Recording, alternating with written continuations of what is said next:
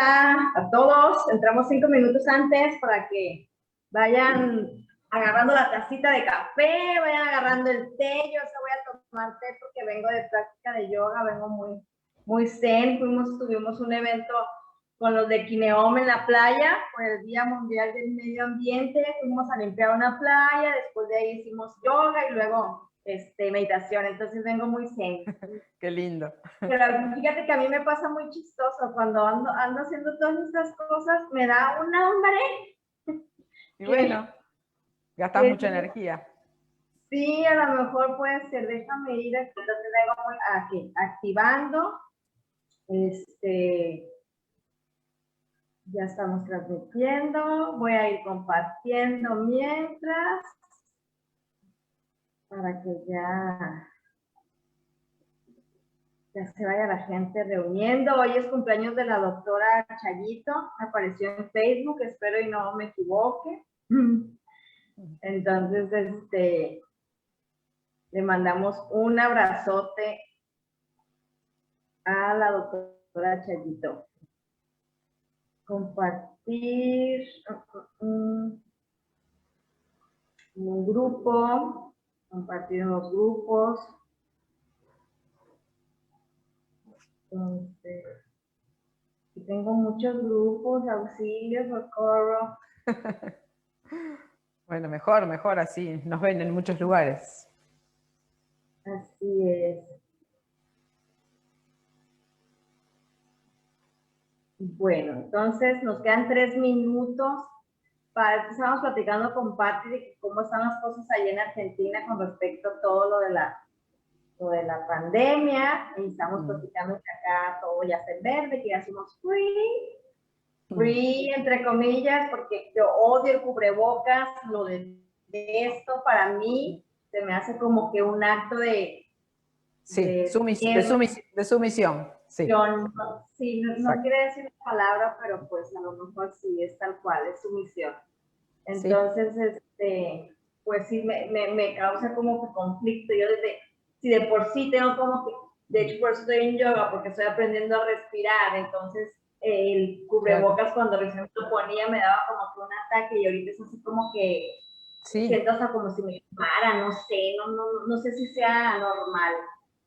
Sí, pero pensá que es algo antinatural. Nosotros no respiramos tapándonos la boca, respiramos sin taparnos. Entonces, una cosa que está acá todo el tiempo, ya se sabe, lo dicen los médicos, que genera muchísimas consecuencias negativas, ¿no es cierto? Una falta de oxígeno, ya se sabe, es así.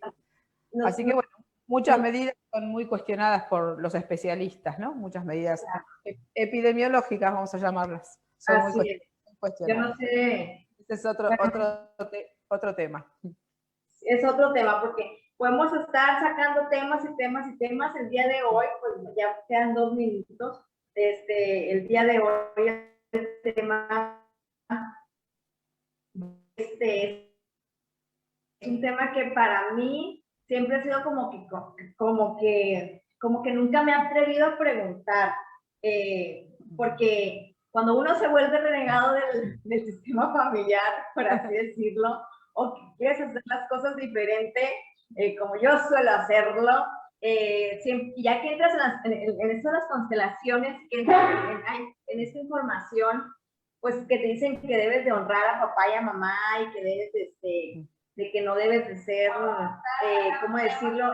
Debes de ser respetuoso de ellos, ¿no? Sin juicio, sin crítica, pero hay cosas que a veces dices tú, Nel, no, o que la tía, o que de la abuela dices no, o de uno mismo, ¿no? Y que te lo quieres transmitir a tus hijos y también, pues entras como que en esa disyuntiva, ¿no? Entonces, las preguntas que tú hiciste muy correctamente en tu audio de presentación, ¿qué implicaciones trae para el sistema? ¿Qué implicaciones para mí? O sea, yo a veces que lo voy a decir como es, a veces que hay algo de mi mamá que me causa conflicto, voy a decirlo tal cual, y digo, no, porque si no, capaz de que se me ve el dinero por la ventana, o no, porque si no, me pasa algo. Entonces estoy así como bien, no sé cómo decirlo, porque ya es como un miedo a no querer, pues ni molestarte, ¿no? Hasta cierto punto, ni sentir esa reacción o esa emoción negativa hacia tu padre, porque la verdad, pues a veces yo he dicho, Dios mío, ya, mamá, lo siento, ¿no? Claro, sí, pero fíjate qué interesante esto que decís, que en realidad lo estamos enlazando un poco con el programa pasado, ¿no? Mejor dicho, con el segundo episodio, que hablamos del miedo al sentir, ¿no? Ahí justamente lo que hay que hacer es ver eso que yo estoy rechazando, porque de alguna manera no lo quiero sentir, no lo debería sentir, no lo quiero mirar, no me quiero parecer a eso. Cuanto más hago esto yo, más fuerza tiene eso a lo cual estoy rechazando. Entonces, es como bastante importante poder mirar, bueno, a ver por qué me genera lo que me genera, a qué emoción está pegada esta percepción de mi madre en cierto sentido, que hace que yo no quiera y rechace esa información. Entonces acá la palabra que se impone, Viole, muy importante en todos nuestros procesos terapéuticos o de evolución, es la palabra integración. Es que justamente de eso vamos a hablar hoy, ¿no? La información que nosotros llevamos dentro, que por supuesto el árbol familiar nos trae una enorme cantidad de información, como nuestros padres nos traen una gran cantidad de información. Bueno, ¿qué es lo que de esa información? ¿Cuál es la parte que a mí me generó sufrimiento? ¿Cuál es la parte que todavía está pegada o asociada a cuestiones emocionales que yo no he podido resolver? Porque por eso las rechazo, por eso no las quiero ni ver, porque duelen, porque hay un vacío, porque hay un desamparo, porque hay una indiferencia, porque hay la herida que haya, ¿no? Entonces lo que tenemos que hacer es poder mirar eso, atrevernos a entrar en eso y poder integrar, trabajando justamente sobre la emoción, porque lo que nos mantiene pegados a esas historias o lo que nos hace rechazar, Violeta, como decíamos la vez pasada, son siempre emociones. Entonces, si no hacemos el proceso emocional, si no atravesamos la emoción y la transformamos, no lo vamos a integrar. Entonces acá la palabra integración y la palabra comprensión son dos palabras fundamentales, dos conceptos fundamentales en estos procesos. Tenemos que poder primero mirar para después ver qué emociones tengo pendientes yo en esta situación, cómo las suelto, pero no soltar de, como decías vos, de suelto, no, suelto así, intelectual, racional, no, sino desde un proceso profundo emocional donde yo pueda transformar una cosa que sentía de una forma, poder sentirla de otra. Esto hacemos en constelaciones familiares también, ¿no? Algo que para mí implica un gran sufrimiento, un gran dolor, o tal vez a veces una mirada errónea y una constelación me permite modificar la percepción de eso que yo veía así, en realidad es así. Entonces, cuando yo lo siento de esa forma, ahí lo puedo integrar, cae totalmente mi juicio sobre la situación. Que el juicio también es otra cosa que hace que nosotros rechacemos.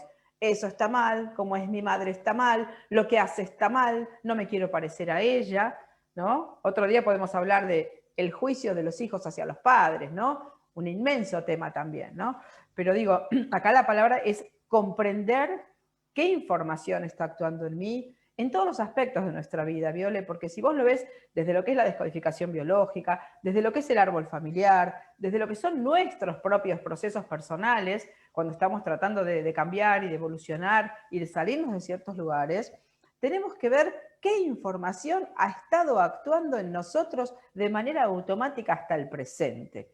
Porque si no vemos esa información, lo que hacemos es intentar como actuar sobre los resultados. Y los resultados son nuestra vida, nuestra forma de experimentar la realidad, los vínculos que hemos tenido, las enfermedades que atravesamos, nuestras dificultades, nuestras imposibilidades, son el resultado de esa información.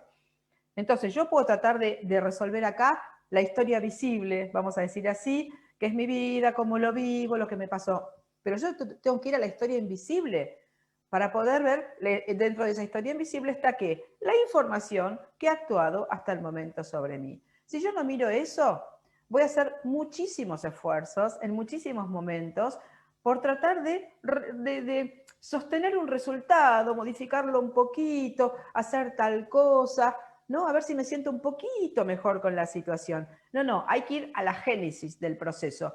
¿Cuál fue el origen, la información que originó este resultado que hoy está en tu vida y que no es lo que vos elegirías? O estás enferma, o estás con una dificultad en un vínculo, o estás repitiendo patrones. ¿Te das cuenta? Claro. Porque si no, para poder ver el proceso completo, que también en realidad es lo que hacemos en descodificación biológica, ¿no? Uno puede hacer a veces otras terapias que también son muy interesantes, el Ho'oponopono, Reiki, bueno, miles de cosas que hoy hay. Perfecto, pero estamos tratando de alinear los resultados, de actuar sobre un resultado que ya está. Entonces hay que desactivar la génesis de ese resultado para que realmente se pueda hacer un cambio profundo y uno pueda, como decíamos al principio, integrar la información luego de haber resignificado esa emoción que yo tenía pendiente de solución. Claro. Voy a ir saludando a las personas que van entrando. Gisela, Noni, María, hola, Gisela. Ella está en todos nuestros lives, muchas gracias. Y los que vienen más adelante, pues muchas gracias por estar aquí. Bueno, Pati, fíjate, voy a hacer una pregunta y a lo mejor el tema va hilado un poquito al anterior con un ejemplo, ¿no? Yo soy un adulto, mi madre toda la vida mi madre fue madre soltera, por cosas de la vida. Más adelante yo me enamoro de una madre soltera, pero mi madre no la quiere, no quiere estar, no, tiene una, ¿cómo se dice? Se me olvidó la palabra, aborrece a las madres solteras en lo que fue su historia. Y yo estoy totalmente enamorada de esa persona, pero como no encaja en mi creencia, en lo que está en mi sistema, hay dos caminos, ¿no? Uno, me quedo con la persona y decido vivir el amor, que eso es ir contra el sistema y romper las creencias. Y el otro es quedarme como estoy y buscarme algo que mi mamá apruebe. En los dos escenarios, Pati, ¿cuáles son las consecuencias de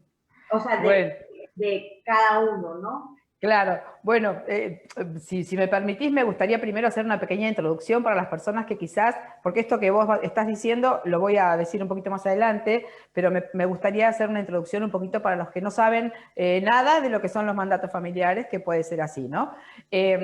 Lo que hay que saber, en primer lugar, es que los mandatos familiares son un campo de información que circula en el inconsciente colectivo de nuestro clan, y que funcionan como si fueran leyes automatizadas. O sea, la ley no se discute, ¿no? La ley supuestamente se cumple en general. Entonces, si yo cumplo esas leyes implícitas y explícitas del clan, porque hay muchas que se dicen, que se escuchan, que circulan en el discurso familiar, y muchas otras que no se dicen, pero todos las comparten a nivel inconsciente, y se sabe que esas leyes forman como si fuera, le dan a ese clan como una identificación. Nosotros somos así.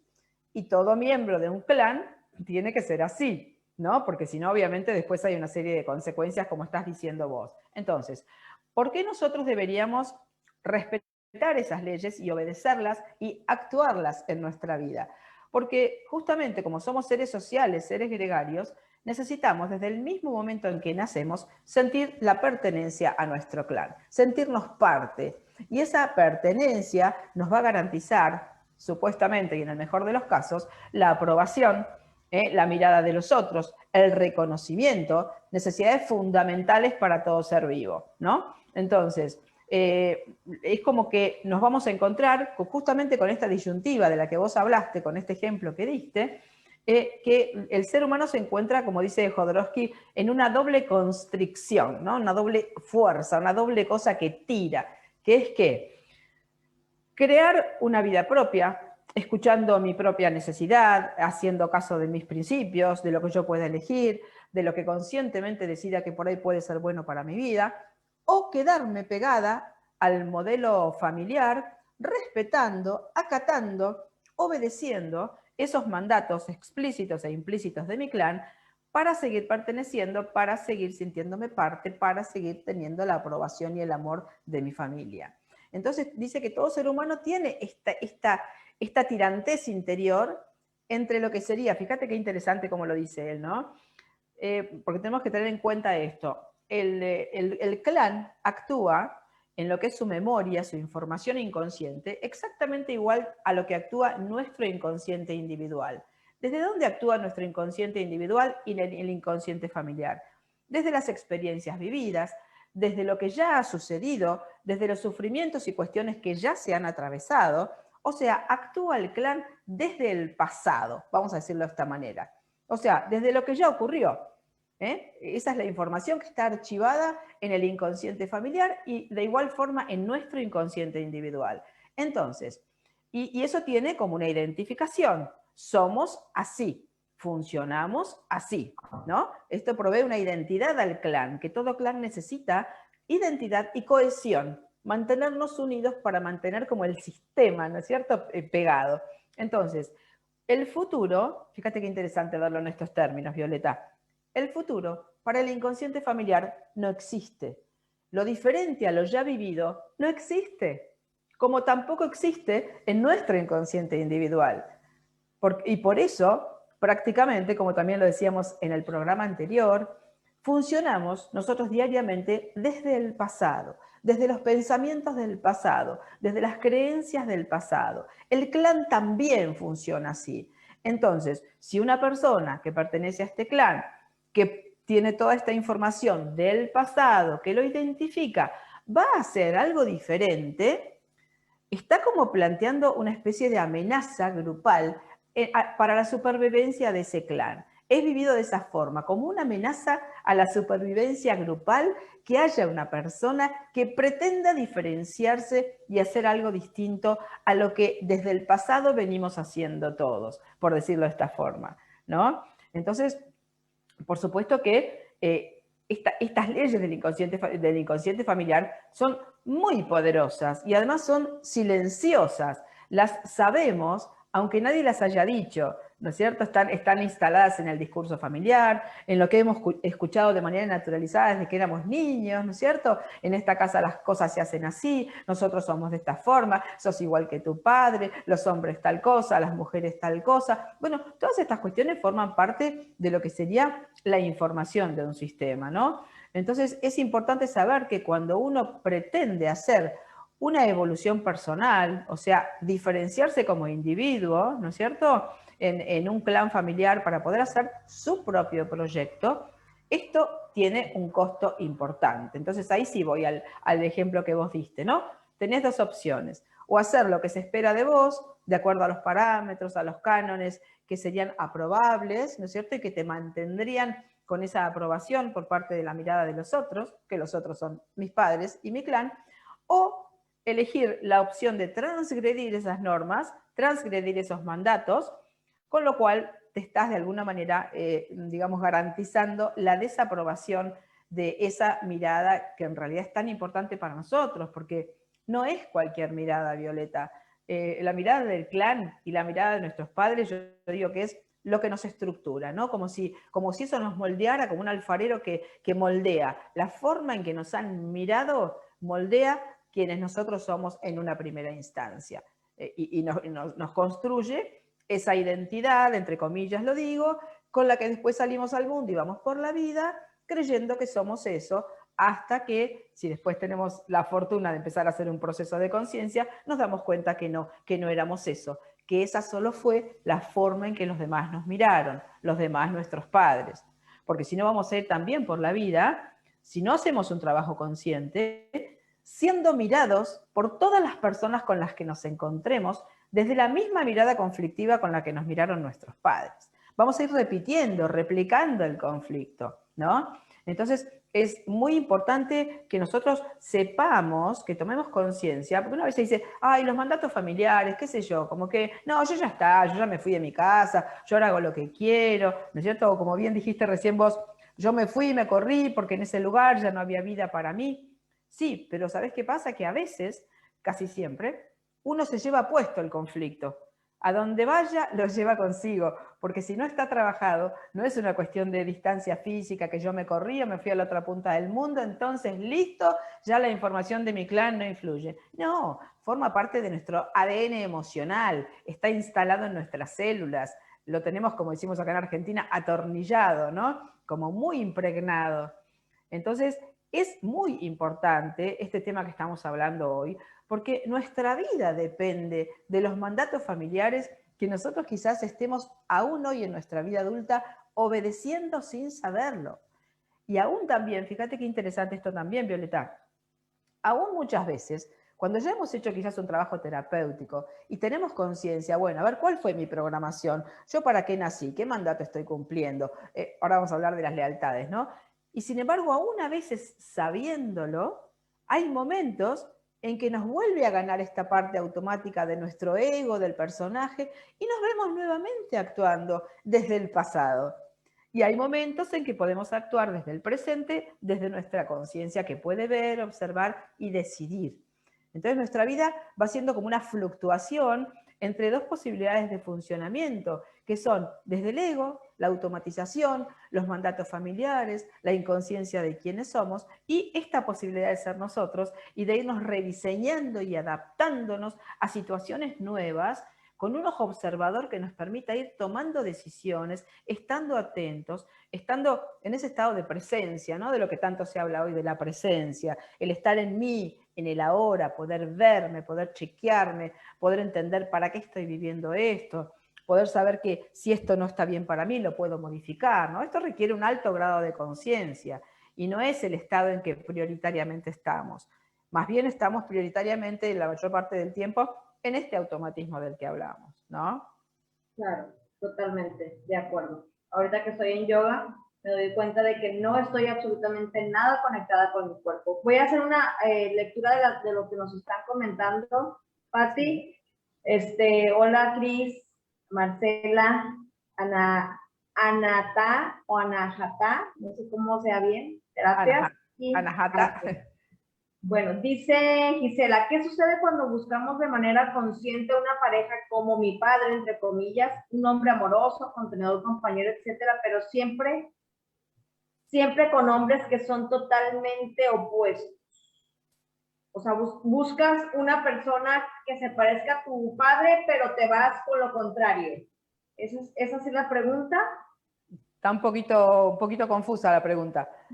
Y luego dice, sí. lo buscamos porque deseamos un compañero así por haber vivido y tenido un ejemplo de un hombre amoroso y no por imposición familiar. Claro, a ver, yo te voy a responder, cuando hemos tenido la fortuna de tener un padre amoroso, ¿no? Un hombre amoroso que nos ha cuidado, que nos ha dado, bueno, el cariño, la protección y todo esto, tenemos ya como si fuera idealizada una imagen de hombre. Y por supuesto que uno va buscando a la madre o va buscando al padre siempre de acuerdo a los conflictos que haya tenido, ¿no? Y suele suceder, un poco respondiendo a esta pregunta que no termino de entender muy bien, pero no importa, igual vamos a hablar del tema, es que después ningún hombre nos parece suficientemente bueno. Como que cuando uno tuvo un padre, que perfecto, ¿no? Las que hemos sido las nenas de papá, como decimos acá en Argentina, las nenas de papá somos las mujeres que hemos sido la luz de los ojos del padre, que nada, que mi padre es un amor, es divino, lo amo, lo adoro. Bueno, muchas mujeres hemos estado en ese lugar. Y después es como muy difícil encontrar una pareja, porque es como que dentro nuestro hay una imagen internalizada del tipo de hombre que nos gustaría, que fuera como mi papá. Y entonces a veces no lo encontramos y a veces se ven como muchas dificultades para encontrar pareja. Justamente porque no coincide, no es como nuestro papá, no es tan bueno o tan valioso como nuestro papá. Entonces, bueno, hay que saber también que ser la nena de papá también, aunque parezca una cosa muy positiva, porque a veces hay, esto es interesante, Viole, a veces hay dinámicas en las historias familiares que parecen muy positivas, que parecen lugares muy interesantes, porque haber tenido un papá así, qué maravilla, qué suerte, por supuesto que sí, haber tenido un padre amoroso, pero si yo fui la luz de los ojos de mi papá, posiblemente haya habido en esa dinámica madre, padre e hija un quiebre entre el padre y la madre. Por eso el padre dirigió una parte muy importante de su energía hacia su hija mujer, que ha ocupado simbólicamente el lugar de pareja del padre, simbólicamente en su energía. Claro. Esto es casi siempre así, porque si entre el padre y la madre hay un buen vínculo, la hija está en el lugar de hija, como sabes muy bien que se trabaja en constelaciones, ¿no? Hay una jerarquía, los padres, los hijos, ¿no? Entonces, por estas múltiples dinámicas que se generan en los sistemas familiares, por toda la información que hay, muchas veces la hija se va como simbólicamente y se equipara con el padre, o el hijo, o la madre en un quiebre con su marido, toma la energía del hijo varón y es el hombre de mi vida es mi hijo, el amor de mi vida es mi hijo, con lo cual estamos enredando a ese hijo en una soga que le va a costar muchísimo después soltar, ¿no? Y parece muy bueno que tu madre te ame, que seas el amor de tu madre. Sí, sí, pero el amor de mi madre tiene que ser mi padre en cuanto a lo que sería la pareja. Muchas veces, sin ninguna mala intención, ¿no es cierto? Porque todo está disfrazado de amor, vamos a decirlo así, o teñido de amor, uno queda agarrado del cuello, y no se puede salir de esa dinámica, porque aparte, ¿a dónde está el conflicto? Si mi mamá me ama, si mi papá me ama, ¿a dónde está el conflicto? El conflicto está en que me están haciendo ocupar un lugar que no me corresponde, ¿no? Entonces, pierdo mi propio lugar como hija, estoy como pareja simbólica de mi padre, podría ser un caso, no estoy diciendo que este sea el caso que pregunta Gisela, pero es interesante ya que lo dijo, porque a veces nos parece que es algo buenísimo en nuestra vida que esto haya pasado. Desde muchos lugares sí, pero desde otra parte no, porque quedamos como ligadas y después nos cuesta mucho vivir nuestra propia vida porque hemos quedado pegadas emocionalmente a ese hombre que fue nuestro padre. Entonces a veces cuesta mucho abrirse a otra relación que funcione y que esa persona sea tan buena como mi padre. ¿Se comprende, Viole? Sí, y ya aquí me hizo una aclaración, Gisela, bueno, nos hizo, perdón, él dice cuando conectamos con el opuesto, entonces la pregunta de ella es, cuando tienes un padre que fue amoroso, o sea, un buen padre, a lo mejor sin implicaciones, como dice mi maestro Pablo Flores, Sí. una luna, un sol limpio, sin ninguna conexión Sí. negativa, ¿no? Sí. Sí. Y conectas con algo que es totalmente opuesto a tu papá. O sea, tienes un buen padre y te vas con el típico bad boy, el típico Bueno, claro. tomador, etcétera, etcétera, ¿no? Bueno, acá ahora sí entendí bien la pregunta. Claro, fíjate que en realidad no tiene tanto que ver si es el padre o si es la madre, sino que quedamos más pegados desde lo inconsciente y desde lo automático, Viole, al vínculo con el que hayamos tenido el mayor conflicto, ¿sí? Porque yo puedo haber estado muy bien con mi padre, pero si estuve muy bien con mi padre, posiblemente no haya estado tan bien con mi madre. Entonces, tengo pendiente algo a resolver con mi propia madre. Entonces, quedamos como pegados a la búsqueda inconsciente del vínculo conflictivo, ¿sí? Por ejemplo, a ver, una mujer que ha tenido un padre maravilloso, que ha sido la nena de papá, pero ha tenido una madre tóxica y manipuladora, va a ir a buscar un hombre tóxico y manipulador, porque lo que tiene para resolver es el vínculo con su madre, o sea, y no importa la figura, sino importa el tipo de vínculo irresuelto. No importa si es el hombre o la mujer, nos ha quedado un vínculo irresuelto. Me ha quedado un dolor, un abandono, un desamparo de mi madre, manipuladora y tóxica. ¿Qué hace el inconsciente familiar, el inconsciente personal? Dice, a ver, ¿qué tenemos acá pendiente de solución? Porque con papá está todo bien, acá no tenés estrés, acá no sufrís, pero acá esto te quedó pendiente. El dolor de la manipulación, el dolor de la toxicidad del vínculo con tu madre. Y como el inconsciente intenta resolver, nos va a poner otro escenario con mi madre con la careta de un hombre. Entonces me voy a encontrar un manipulador y un tóxico y yo voy a decir, pero ¿cómo? Si yo tengo un modelo re lindo de padre. Sí, pero no es cuestión del padre o de la madre, sino que es cuestión de que yo tengo una parte que sí me hizo sufrir y esa parte es la que mi inconsciente me va a hacer vivir en una primera instancia hasta que yo pueda darme cuenta de que eso es así. Esto se ve muchísimo en las terapias, ¿no? Claro. Yo soy muy de ver series y tomarlos como mis casos de constelaciones. Ahorita yo soy fan totalmente de Games of Thrones, ahorita la estoy volviendo a ver. Y me llama la atención lo que estabas haciendo de la familia, ¿no? Del cómo somos, ¿no? A lo mejor antes lo que hacíamos es que los Targaryen somos así, los Stark son así, o sea, lo que nos diferenciaba era el apellido, ¿no? Pero al final del día era una forma, era un lugar, eran formas, ¿no? Definía una forma de ser de la familia, del clan en general. Ayer, curiosamente, estaban platicando de cómo, o sea, la escena era como ya los hijos todos ya se murieron unos y otros están haciendo las cosas, solamente una sigue haciendo las cosas como la familia lo hace, ¿no? Que es la Sansa, pero todos los demás lo hacen diferente. Sí. Entonces, en esa parte, por ejemplo, Sansa lo hace igual y aquí nos están comentando también algo muy parecido. como cuando un hijo estudia medicina, o cuando su padre es médico, el abuelo fue médico, el bisabuelo tuvo que ver, o sea, Sansa perpetuó lo que era el mandato. el mandato Sí. de la familia, y los otros hicieron las cosas opuestas, ¿no? Sí. Y se fueron, definitivamente son los que se fueron, ella se queda en la familia.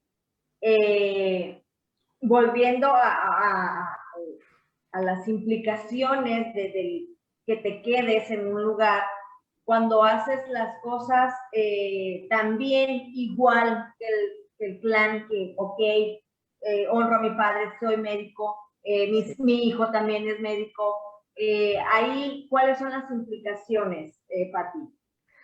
Cuando se repite el patrón, decís vos.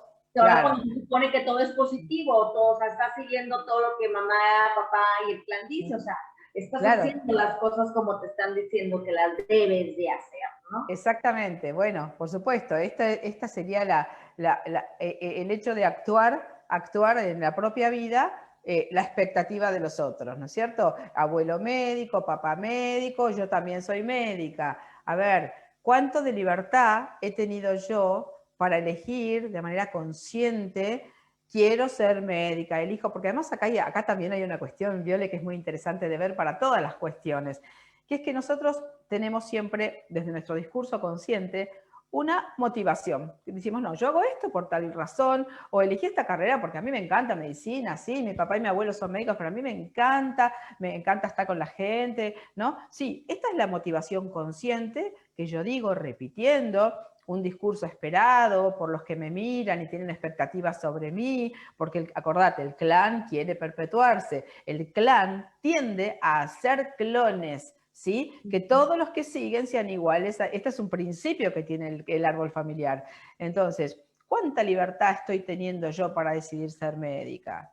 ¿Qué pasa si quiero dedicarme a la jardinería y no tengo ganas de estudiar medicina? Toda la expectativa y los ojos que están sobre mí, de mi historia familiar, porque acá todos hemos sido médicos, entonces corro el riesgo de ser absolutamente desaprobada. Y de hecho muchas personas, yo lo veo en la consulta, Violeta, que han estudiado una carrera, o son contadores, o me dicen, yo soy contadora porque mi papá quería que yo fuera contadora, pero a mí en realidad no me gusta esto que estoy haciendo, ¿no? Sí. Entonces, con esto, ¿qué te quería decir? Que a veces, que siempre hay una motivación consciente, que es lo que yo me digo desde el discurso racional y desde lo que yo creo, teniendo en cuenta que nuestra mente es muy hábil y nos autoconvence y racionaliza y acomoda bien para que nosotros estemos como con el menor estrés posible, ¿no? Nos autoconvencemos y nos autoengañamos mucho, todos nosotros. Entonces, más allá de ese discurso consciente, que muchas veces es aceptable y parece totalmente razonable, hay una motivación inconsciente. Ahí tenemos que ir. La motivación inconsciente yo no la sé. Estudié medicina por lo que me digo, por lo que creo que yo me digo, pero hay una motivación poderosa, que es un clan que viene atrás mío, a mi espalda, como vienen las constelaciones, ¿viste? El clan viene atrás, ¿no? La fuerza del clan que está como empujándome a mí, dándome todo lo positivo y también todos los conflictos, ¿no es cierto? Porque uno ha recibido muchas cosas muy positivas del clan, pero también tiene que ver de todo lo que no ha sido tan positivo como una consecuencia lógica de las vivencias que han tenido los anteriores, la mayoría de las veces no resueltas. También hay una serie de cosas que a mí me van a resultar obstáculos, me van a significar obstáculos en mi vida. Entonces me voy a ver, si no tengo conciencia y hago un proceso donde yo pueda mirar a mi árbol, y voy a ir repitiendo por la vida los patrones de funcionamiento de los otros, voy a ir haciendo cosas que me van a llevar a lugares quizás de malestar, de enfermedad, de dolor, de vínculos difíciles. Todos vamos a repetir los conflictos que hemos vivido en nuestra familia. Absolutamente todas las personas en una primera instancia, porque es el sello, es la programación, es la información que traemos. Por eso es tan importante que sepamos la trascendencia que tienen los mandatos familiares hoy todavía, hoy en tu vida, en la mía y en la de todas las personas. Porque como te decía antes, aún a veces teniendo conciencia, Violeta, de que yo funciono así, porque en realidad en mi historia familiar, bueno, justo me tocó este rol. Y de pronto en mi vida adulta me veo otra vez haciendo lo mismo y digo, ay, pero otra vez estoy en este lugar y me estoy estresando. Y bueno, a veces uno ahí puede corregir y volver al rumbo que conscientemente, en base a este malestar, vuelvo a tomar el caminito que estoy eligiendo. Esto es una dinámica constante en nuestra vida. Imagínate que si sabiéndolo, a veces caemos nuevamente en la misma programación, imagínate si no lo sabemos. Somos muñequitos automatizados a los que se les ha dado como cuerda, ¿viste? Así, y se los ha alargado. Y uno va por la vida con la cuerda de la información familiar del clan, creyendo que está viviendo su propia vida, que está tomando decisiones, que está eligiendo. Erróneamente, por supuesto, ¿no? Y acá me gustaría, si me permitís, hablar un poquito de lo que son las lealtades inconscientes en el clan, ¿no? Este es un concepto fundamental, porque todos sabemos qué significa lealtad, ¿no? Ser fiel a algo, ¿no es cierto? Entonces, ¿eh? Muy fiel. Pues claro, entonces, a ver, las lealtades invisibles se llaman lealtades invisibles o lealtades inconscientes a ciertos hilos, vamos a imaginar simbólicamente hilos que nos unen a una trama que es el sistema familiar, ¿no es cierto? Nosotros somos uno de esos hilitos. Entonces, como formamos parte de este conjunto, esto es un conjunto de energías, ¿no es cierto? De varias energías, de muchas energías que están juntas y le dan justamente la identidad y la pertenencia a ese clan. Si yo de alguna manera quedo pegada por ciertos hilos a ciertas personas del sistema, no a todas, ¿no? Entonces va a suceder que yo, por ejemplo, quede en una lealtad inconsciente hacia mi madre, ¿no? Voy a dar un ejemplo para que se entienda. Mi madre y mi padre tuvieron un matrimonio donde mi padre era una persona absolutamente autoritaria y mi madre, perdón, y mi madre una persona absolutamente sumisa, ¿no es cierto? Entonces, ¿qué veo yo como niña cuando veo esa historia? Y una madre callada, silenciosa, que nunca se expresa, un padre que grita, un padre que siempre da órdenes, ¿no? Entonces, yo después en mi vida voy a salir, voy a crecer, voy a formar a lo mejor una pareja, lo que sea, y quizás yo actúe exactamente desde el mismo patrón que mi madre. Porque es como que, por decirlo así, como yo, esto sería una lealtad inconsciente, ¿no? Como yo voy a tener una pareja feliz, voy a poder expresarme, voy a ser una mujer que pueda comunicarse adecuadamente con su pareja si mi mamá nunca pudo y a mí eso me generó sufrimiento. Entonces, en una lealtad inconsciente, en un hilo invisible que me une a mi madre, actúo como mi madre, con lo cual no estoy siendo yo. Quedo atrapada en una lealtad inconsciente. Este ejemplo y 10 millones de ejemplos más, ¿no es cierto? Donde muchas veces quedamos como enganchados, implicados, decimos en constelaciones familiares, la palabra implicación significa quedar atado por un hilo invisible a una cierta persona del sistema, llevando por esa persona toda una información emocional irresuelta, que puede ser una tristeza, una angustia, una furia, la emoción que sea, ¿no? Entonces, fíjate qué importante, porque estas lealtades inconscientes nosotros no las conocemos en general. No sabemos que esto funciona de esta manera. ¿Y cómo nos podríamos dar cuenta si estamos siendo leales a alguien o si estamos, porque esta es una pregunta interesante para hacerse las personas, y bueno, a ver, si yo no sé nada de mi árbol, ¿cómo sé que estoy en una lealtad inconsciente? ¿Cómo sé que estoy repitiendo el destino de otro? Bueno, a ver, contame cómo es tu realidad, cómo es tu vida, qué tipo de vínculos has vivido, qué dificultades te encontraste. Porque la vida de cada uno de nosotros, Violeta, muestra la programación. Entonces, mirando qué tipo de situaciones yo estoy viviendo hoy en mi presente, por supuesto las que me generen dolor, sufrimiento, malestar, incomodidad, enfermedad, ya sé que no lo estoy eligiendo conscientemente, que es una información que se está mostrando en mí. Entonces, bueno, ahí hay que mirar a dónde está esta información que vos estás actuando, por decirlo de esta forma, ¿no?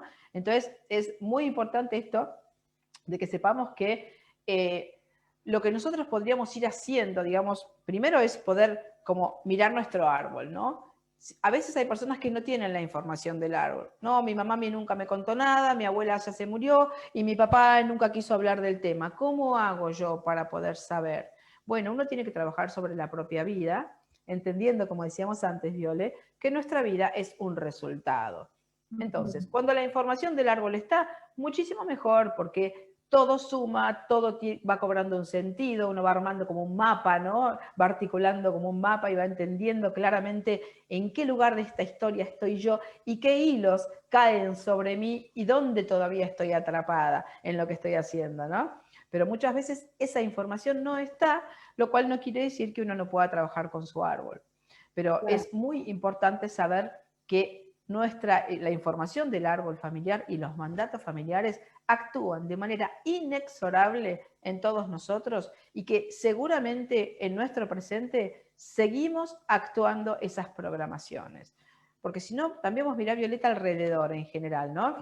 Las personas que están medianamente bien son personas que han hecho un trabajo interno, que están buscándose a sí mismas, que están intentando resolver conflictos. Pero muchísimas personas están como en esa automatización, en esa desconexión, en esa inconsciencia y no tienen lindas vidas. Y hay mucho sufrimiento, y hay mucho conflicto, y hay mucho vínculo difícil, y hay cada vez más enfermedades. Entonces, ¿qué significa? Que la información que estamos trayendo, por decirlo así, no nos está sirviendo. Entonces, ¿dónde está el origen de esa información? Y por supuesto que está en nuestro árbol familiar, en nuestros mandatos y en la forma en que nos hemos estructurado en esa historia, ¿no? Sí, sí, sí. Gisela nos pregunta también aquí, ¿qué fuerza, qué peso tiene y cómo influye cuando en un clan siempre los hijos se les pone el mismo nombre? Ejemplo, todos los varones de la familia por muchas generaciones tienen por segundo nombre José. Ahí voy a platicar un caso ahí de él. Pero voy a también contestarte un poco, Gisela. Yo tengo el nombre de mi madre, honro a mi madre, tengo su nombre y repetí toda su historia totalmente, ¿no? Totalmente, tuve 4 hijos, me casé con mi primer esposo. Mi padre fue un hombre violento, era golpeador, era el típico macho mexicano, ¿no? Y yo me caso muy joven, pero me caso con un hombre que no habla, o sea, no hablaba. Nosotros nos podíamos estar, bueno, yo sola, porque él no decía nada. Y yo a veces pensaba, Dios mío, prefiero que me pegue a que se quede callado. Mira, claro. O sea, fíjate la fuerza y el peso que tiene. O sea, yo decía, prefiero que me pegue a que se quede callado, porque para mí era, de hecho, para mí el que se quede callado es así como que, es como que una herida, ¿no? Pero era lo contrario a mi padre. O sea, mi padre aventaba, gritaba y él no hablaba, pero sentía lo mismo. O sea, y yo no me daba cuenta de lo que influía. Cuestiones mínimas desde vivir a veces en los mismos lugares que viví de niña. O sea, a ese grado de esa parte, al grado de que a veces yo siento que algo me está pasando y yo siento que no es mío. O sea, digo, esto no es mío, porque tengo esta emoción. Claro. Si esto no es mío, lo siento cuando no es mío. Entonces, no sé si estoy loca, Pati. Y otro caso, por ejemplo, yo me casé 2 veces, el segundo esposo que tuve, todos los hijos, los primeros 2 se llaman como el papá. O sea, le ponen al primero Manuel Antonio y al segundo le ponen también Juan Antonio, si no me equivoco, y el papá se llamaba Antonio. Entonces, ahí que aplica, por ejemplo. Y bueno, a ver, antes no se sabía, ahora se sabe, ¿no? A veces, la vez pasada un consultante me preguntó, Patricia, ¿qué pasa si le pongo a mi hijo el mismo nombre que yo? Una persona que venía muy complicada con muchas cuestiones. Digo, a ver, vos tenés toda la libertad de ponerle el nombre que vos quieras, pero tenés que saber que normalmente, desde lo que es la psicogenealogía y de lo que se sabe ya desde hace unas décadas, el nombre está cargado de una información emocional importantísima, ¿no? Entonces, es como, a ver, es como un mandato implícito de parecerte a mí, ¿no es cierto? Si te llamás como yo, de alguna manera tenés que ser como yo, perteneces a este clan, acordate esto que dije hace un ratito, ¿no? De que el clan tiende a la repetición, que quiere hacer clones inconscientemente. Entonces, nos llamamos todos Antonio, bárbaro, somos todos Antonio, seamos como el primer Antonio, o como también como el segundo, ¿no? Con lo cual ahí tendríamos ya una carga importante. Esto significa que toda persona que lleva el nombre va a seguir el destino sí o sí de otro? Sí, no, Viole, porque en esto, como en nada, me parece a mí, nunca hay que hacer generalizaciones, ¿no? El otro día me decían, por ejemplo, ¿viste esta frase que no me acuerdo dónde la escuché, que decía que cuando uno sana una cierta situación, como estos decretos que hay muchos hoy en día, ¿no? Sano mi linaje, bla, bla, bla, ¿no? Bueno, son palabras, ¿no? Son palabras que pueden no estar acompañadas del proceso emocional. Entonces, me dice, ¿es cierto que si uno sana 7 generaciones para atrás, 7 para adelante? Y le digo, nadie lo sabe porque nadie lo pudo comprobar. O sea, Claro. son cosas que se dicen. Lo que sí uno puede hacer es sanar lo que a uno le pasa. ¿Viste que está tan en boga esto de sanar el árbol? A mí vienen muchas personas en la consulta y me dicen, quiero sanar mi árbol, quiero sanar el árbol, hay que trabajar con el transgeneracional, sí, bárbaro. Pero lo que hay que mirar no es toda la información del árbol, que es infinita e inabarcable. Vos imaginate la cantidad de personas que hay ahí, ¿no? Uno lo que tiene que ver es cuáles han sido mis propios conflictos, porque en base a mis propios conflictos yo voy a poder deducir a quién estoy siendo leal, con quién estoy implicada, qué mandato familiar aún sigo repitiendo en mi vida adulta y, como decías bien vos, también qué consecuencias ha tenido actuar de esta forma en mi vida.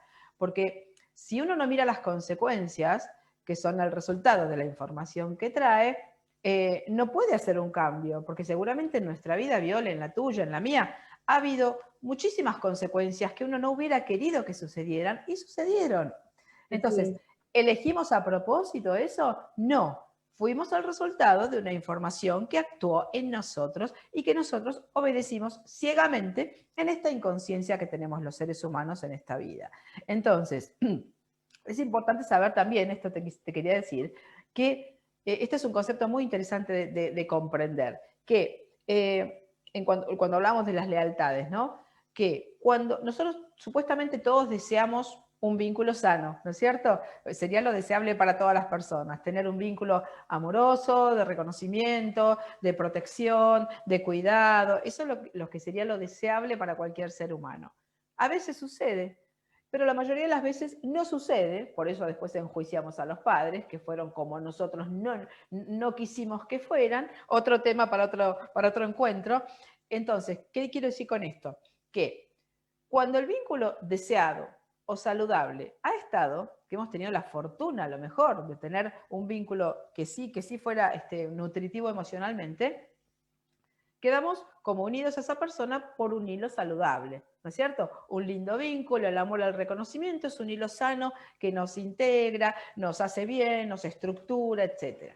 Pero la mayoría de las veces, el vínculo, por un montón de condicionamientos que a su vez traen los anteriores y nuestros padres también, el vínculo se convierte en algo no saludable, tóxico, doloroso, dificultoso, que a mí me genera sufrimiento. Entonces, como nosotros sí o sí necesitamos un vínculo, el que sea, vamos a decirlo de esta manera, o sea, necesitamos un vínculo. Si es bueno, maravilloso. Si no es bueno, lo necesito igual. Entonces quedo enganchada, quedo tomada por un vínculo tóxico, porque es mejor, dicen que es mejor un mal vínculo que nada. Aunque parezca muy, muy loco, ¿no? Como dice Alex Rovira, citando una frase de William Faulkner en un libro que se llama Las palmeras salvajes, él cita una frase que dice, entre el dolor y la nada, elijo el dolor. Fíjate. Viene exactamente a esto que estamos hablando, ¿no es cierto? Entonces, por eso muchas veces vínculos violentos con los hijos o vínculos violentos con la pareja son, aunque parezca muy loco de decir o muy absurdo o muy incoherente, son formas de vincularse, son reconocimiento. A veces es peor la indiferencia absoluta, no existís, sería una persona, bueno, por ahí que no te habla, como decís vos, uno siente, no me ve, no me mira, no me escucha, ¿no? A veces hay, bueno, en personas con perfiles manipuladores, otro lindísimo tema para hablar algún día, ¿no? La indiferencia es una forma sistemática de rechazo y de no vínculo. que por supuesto también es un vínculo donde el depredador tiene a la presa pendiente que está esperando por favor que le tire una palabrita. Yo he atendido parejas que hace meses que el marido no le habla porque se enojó por una cosa, ¿no? Eso es una forma de violencia terrible también. No está haciendo nada, porque no le está haciendo nada, no le grita, pero es una forma de violencia tremenda también, ¿no? Entonces digo, y vuelvo a esto, de que necesitamos el vínculo, el que sea. Por supuesto, todos deseamos el vínculo sano, y sí, por supuesto que sí. Se da muchas veces, a veces sí, a veces no. Cuando no se da el vínculo saludable, vamos a quedar pegadas al hilo tóxico. Por eso, para que se comprenda esto, a ver, porque uno puede decir, ¿cómo voy a quedar pegada al hilo tóxico? Supongamos que yo tuve un padre que me golpeó, ¿sí? Entonces, obviamente, me programo desde lo que sería una energía de víctima, ¿sí? Porque yo he sido víctima de ese padre golpeador. Salgo al mundo a vivir mi programación de conflicto, voy a ser víctima nuevamente y voy a encontrar un depredador que me va a olfatear y voy a ser la pareja de ese depredador como si fuera mi padre nuevamente. Entonces, una veces enjuicia cuando ve parejas donde hay violencia y dice, ay, esa mujer, ¿cómo no se va de ese vínculo? Mirá cómo la está tratando y se queda. Primero que el juicio, si uno no está en los pies de la persona que le está pasando, es algo que no debería existir, ¿no? Porque no sabemos qué le está pasando a esa persona. Y además sí sabemos, Viole, que esa persona está viviendo el conflicto que ya conoce de su historia familiar. Entonces, ¿por qué no se va esa mujer de ahí tan fácilmente, como lo decimos de afuera, el que no está involucrado? Porque esa mujer en realidad está intentando, está como manteniendo el vínculo con su padre a través de otro actor. Entonces, en realidad, a quien no puede soltar es a su padre, porque el vínculo con su padre ha quedado pegado a tantas emociones dolorosas y no lo ha podido resolver, que lo que hace el inconsciente es volvérselo a poner para que lo vuelva a vivir hasta que esa persona pueda tomar conciencia y, como siempre les digo a las personas en las consultas, poder despegar el pasado del presente, ¿sí? Porque muchas veces sucede, Viole, también que la persona cree que el dolor, el sufrimiento, todo lo que le está pasando, tiene que ver con la pareja que tiene ahora enfrente. ¿No es cierto? Que lo que a mí me pasa hoy, el sufrimiento que tengo, es por esta persona que ahora está conmigo. Pero en realidad es que esta persona está conmigo y yo la he encontrado sincrónicamente en mi vida porque yo ya venía con este conflicto. Venía vibrando en esta resonancia, como le llamamos, resonancia de conflicto. Yo salgo resonando, vibrando cuánticamente en un cierto conflicto y en una cierta energía. Y voy a traer exactamente lo que me permita mantenerme en esa energía. Por supuesto que estamos hablando desde lo automático, ¿no? Cuando uno toma conciencia y puede como deshacer ese patrón, verlo, entenderlo, transformar, resignificar la emoción, como decíamos al principio, ¿no? De lo que me sucedió en mi historia y por qué lo seguí repitiendo, para qué lo seguí repitiendo. Cuando yo puedo tener esta comprensión, recién ahí puedo darme cuenta que en realidad lo que estaba haciendo era repitiendo un mismo conflicto. Viste que muchas veces se escucha esto de que, ay, siempre me encuentro el mismo tipo de personas, o siempre encuentro el mismo tipo de hombres, o siempre me pasan las mismas situaciones. Es porque uno está repitiendo un patrón automático. ¿Por qué lo estoy repitiendo? Porque de acuerdo a los principios del inconsciente, lo que está sin resolver te lo voy a volver a mostrar y te voy a crear otro escenario para que lo vuelvas a vivir hasta que lo puedas ver. Entonces, por eso decía como al principio que hay que ir al origen. Hay que ir a la historia familiar sí o sí. Y a veces esto puede generar, como en las personas, como una, acá no sé si allá se dice así, como una fiaca, ¿no? Como una pereza, decir, ay, no, otra vez tengo que ir a revolver eso que además pasó hace ya 45 años, no tengo ganas. Bueno, no es que uno tiene que ir a estar 20 años mirando la historia familiar. Es cómo te miraron, cuál fue el vínculo tóxico, desde qué personaje funcionaste, qué perfil activaste, qué identidad activaste, ¿no? Entender con preguntas puntuales y puntos, hay que mirar 4 o 5 puntos fundamentales en la historia de una persona, para que entienda que esa que está hoy actuando y viviendo en un lugar de sufrimiento no es verdaderamente ella, sino que es el resultado de lo que la historia familiar hizo con ella. Entonces, cuando uno recién puede ver esa información, Viole, recién ahí puede soltar, pero no soltar de, ay, hay que soltar, no, no, soltar es hacer el trabajo de entrar en la emoción dolorosa, darme cuenta qué es lo que todavía me estaba reteniendo a mí, para poder recién empezar a elegir conscientemente, bueno, cómo quisiera estar, de qué forma quisiera generar un vínculo, de acuerdo a qué necesidades de autorrespeto y de escucha interna podría yo sentirme en paz. ¿A dónde estaría mi paz? ¿Y por qué hasta ahora no la he conseguido? Bueno, justamente porque estaba cargando con todos estos condicionamientos y todos estos sufrimientos, ¿no? Claro. Casi siempre hablamos mucho de casos. Ahora voy a hacer una pregunta. Vamos a buscar la solución de todos los problemas, o qué es la sugerencia para la solución de los problemas. Yo me doy cuenta que soy una, bueno, y voy a unir un poquito la pregunta que hace aquí Gisela, ¿no? Cuando tenemos una pareja tóxica y no puedo soltar y me espero hasta que me haga algo malo para irme, ¿no? Aparte de, o sea, la terapia sí es una solución, pero mucha gente va a terapia o vamos a terapia y la terapia nada más es como un bote, nada más vamos y generamos. ¿Cuáles son las acciones o qué acciones, aparte de la terapia, tenemos que comenzar, o qué hábitos, o qué formas de vida, o qué más tenemos que hacer para que funcione? Porque no nada más es ir a terapia y sí, ya. El terapeuta me dijo que tengo que hacer un diario para escribir todo esto, ok. Pero, ¿por qué a veces la gente, aún a pesar de ir a terapia, sigue en el mismo bucle? ¿A qué se debe que no salga a pesar de que está yendo a terapia? Bueno, a ver, hay unas cuantas cosas en esto que vos preguntaste. Una terapia como corresponde debería ayudar a la persona a salirse de ese lugar, ¿sí?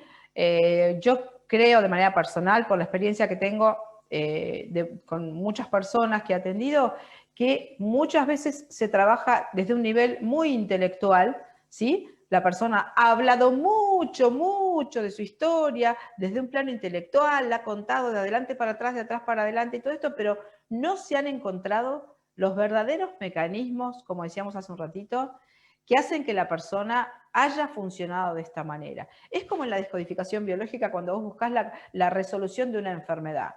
Vos podés decirle a la persona, haz tal cosa, haz ejercicio, alimentate bien, todo esto porque tu cuerpo va a mejorar con la enfermedad que tenés. ¿Tienen razón? Sí. ¿Eso va a resolver la enfermedad? No. Entonces, pueden operativamente sugerir cosas, la persona puede entender muchas cosas, puede haber expresado cosas que antes no había expresado, pero para mí, Violeta, el secreto está en el encuentro del conflicto y la programación que la persona tiene. Si la persona no puede entender cómo ha funcionado hasta ahora y por qué ha funcionado de esta forma, que es como una luz cuando la persona puede ver esto.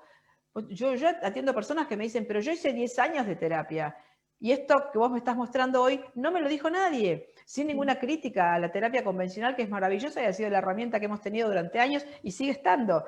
Pero muchos terapeutas, muchos psicólogos, de hecho, y psiquiatras, están haciendo otras formaciones. Un psiquiatra que conozco me decía que él se daba cuenta, que en un momento, un día me contó, que él se daba cuenta, y lo charlaba con algunos colegas, que había un punto en que la terapia convencional no podía avanzar más, como que había algo más, y que él había descubierto que ese algo más lo había encontrado cuando hizo, por ejemplo, estudió constelaciones familiares.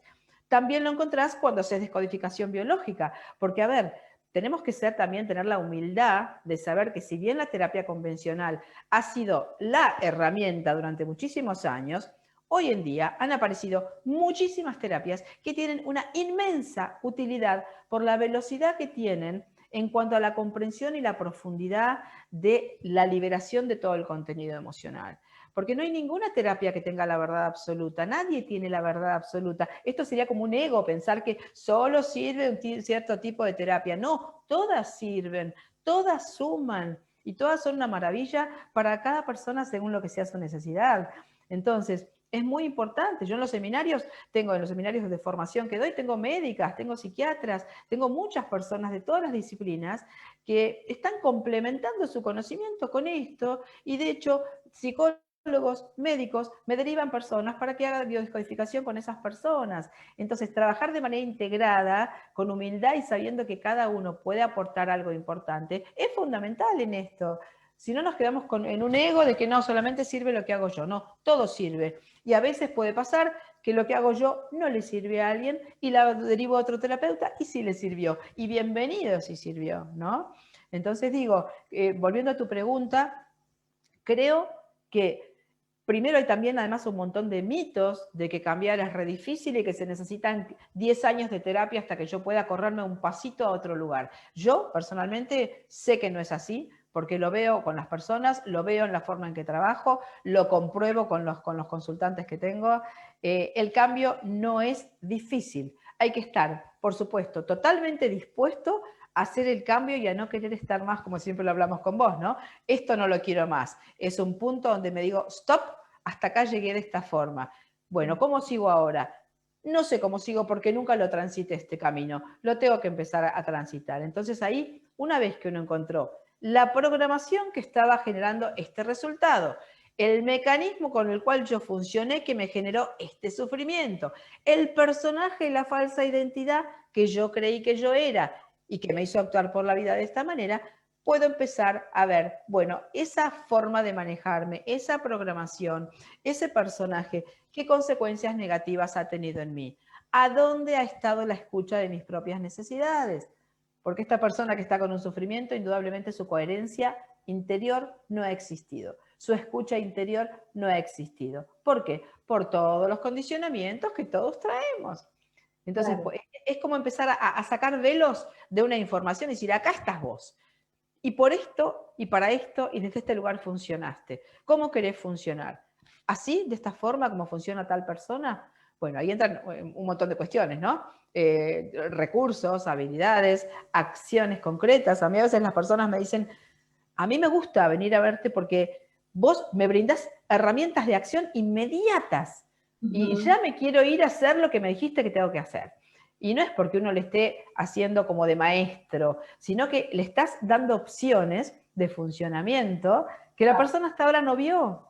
Y además cuando la persona comprende el sentido que ha tenido su vida y desde qué lugar ha funcionado y cuál es la falsa identidad que se ha comprado a sí misma y se ha creído, ve todo como si hubieras prendido un reflector y le hubieras iluminado toda su historia. Y la persona dice, ah, claro, con razón, como que de golpe todo se ilumina, igual que en la descodificación biológica.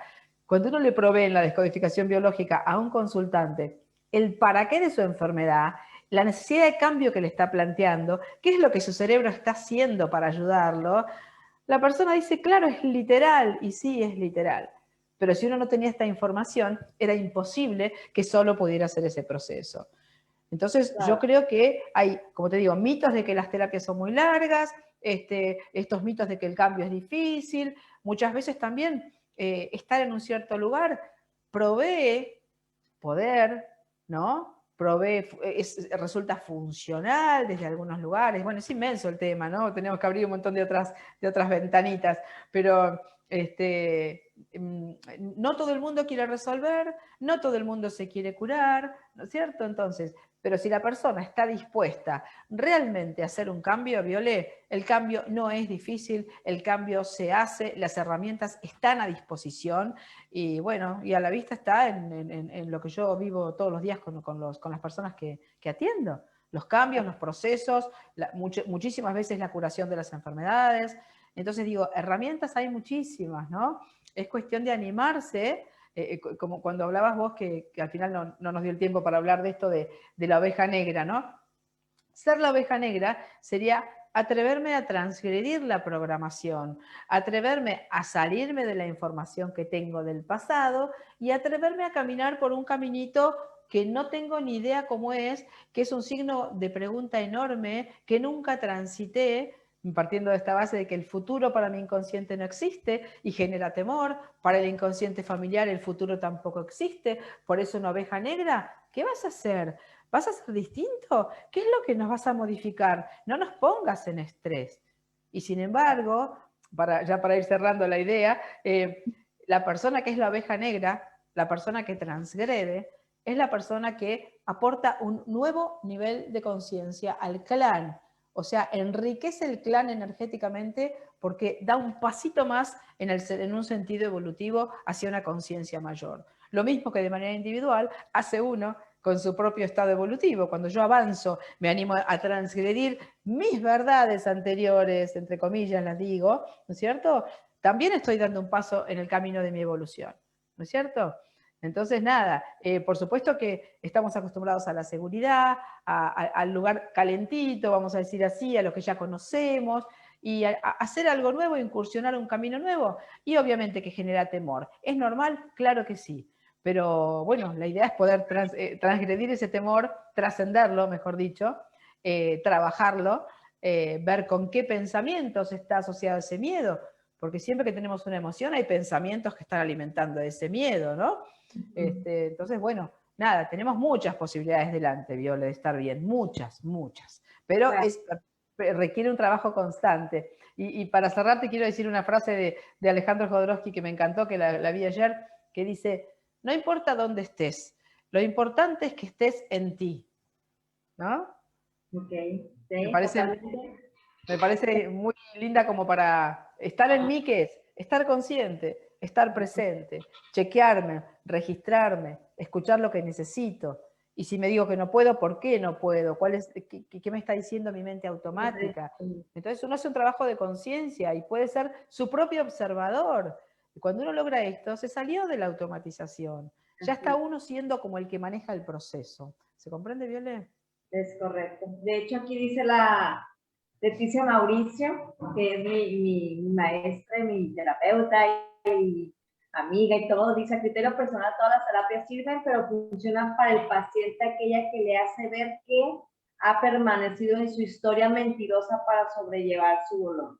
Claro, claro, totalmente de acuerdo, sí, por supuesto, porque ahí estaría hablando ella, Leticia, de lo que serían también las máscaras, ¿no? El personaje que activamos tiene una máscara, y detrás de esa máscara hay algo, ¿no? Es lo que está diciendo Leticia, por supuesto, porque todos hemos salido con heridas emocionales infantiles, y a veces somos adultos con una máscara, pero adultos heridos con una máscara de cierto personaje. Claro que sí. Por eso son personajes compensatorios. Las máscaras son personajes compensatorios o lugares compensatorios que esconden todo aquello que nosotros tenemos aún sin resolver. Así es. Pues, Patti, como siempre, un deleite estar contigo aquí compartiendo Café y Tostada. Patti nos acompañó durante 4 episodios seguidos. Ya a partir de la otra semana ya va a ser otro personaje. Ya entra con nosotros Mario Casasola, que es astrólogo. Está conmigo en la formación de astrología, nada más que ya está en un nivel, simplemente está aprendiendo una nueva forma de astrología. Es una astrología evolutiva, la que busca que evolucionemos, ¿no? Y ya va próximamente, también de ahí sigue el matrimonio o novios, para mí es un matrimonio, una pareja. Cari y Paco de Quineo, que nos van a estar hablando justamente de algo que Pati acaba de decir, o sea, también el estar, en hacer esa conexión con uno mismo, también es conectar con el cuerpo, ¿eh? Eso es algo que yo me he dado cuenta ahorita que nos hace falta. Y esperemos próximamente esta otra persona, pero ya después le diremos. Entonces, pues muchas gracias, Pati, porque nos has ayudado también muchísimo a que esto crezca. Yo disfruto totalmente, ¿no? Entonces, Gisela, ya no te alcanzamos a contestar la otra pregunta, pero cuando te dan un sacudidón, como dices tú, es la vida que te está diciendo: detente y ponte a ver acá y acá qué hay que arreglar. Claro, Eso cuando te dan una sacudidón, así como lo dijo, la pregunta inteligente es: ¿para qué estoy viviendo esta situación? ¿Qué tengo que ver de mí? Esa sería la pregunta, la respuesta rápida. Y el sacudidón puede ser un accidente, una enfermedad, una pérdida, un cambio de casa, cualquier cosa que te cause una emoción donde te tengas que preguntar: ¿por qué me pasó esto a mí? En vez de preguntarte por qué me pasó a mí, es ¿para qué? ¿No? ¿Para qué me pasa? ¿Para qué me pasa? ¿Qué tengo que ver de mí con esto que me pasa? Entonces, fíjate que de esa forma la respuesta siempre está en mí. Porque si no, ay, ¿por qué me pasa? Y no sé quién me lo va a contestar. En cambio, ¿para qué me pasa? Me trae nuevamente a mí. que es en realidad donde tenemos que buscar todas las respuestas, adentro de nosotros, ¿no? Así es. Pati, pues espero que la próxima charla nos ayudes con esa información del cómo nos debemos de comunicar a nosotros mismos. Es algo que platicamos desde la primera vez tú y yo, que fue lo que más me enganchó contigo, el cómo cambiar la forma en la que nos hablamos. Ya traemos los patrones, ya los localizamos, ya nos dimos cuenta que tenemos una forma de hablarnos no muy bonita. Bueno, se puede cambiar eso. Entonces, para ver si nos los dejamos ahí de tarea. Entonces, pues muchas gracias a todos, María, Cristina, Noni, maestra Leti, Mauricio, Gisela, ¿quién más por acá? Me hablaron muchas personas al WhatsApp, María Celeste, para les pasar el link. Normalmente si me tardo, una disculpa, lo que pasa es que estoy aquí revisando el WhatsApp, estoy acá con Pati, entonces lo siento, pero ¿cómo se llama? La conferencia o el compartiendo café queda grabado y también lo pueden ver posterior en YouTube. Entonces, claro. Ahí está. Pues gracias, Pati. Excelente fin de semana. Que todo esté lindo por allá donde estás. Que tengas un bonito sábado y domingo. Y pues aquí seguimos. Gracias por acompañarnos a todos. Les mandamos un abrazo a todos, un beso y nuestra alma nos honra muchísimo. Gracias a todos. Chao, bye. Bueno, Violeta, muchas gracias. Hasta pronto. Bye. Gracias a vos.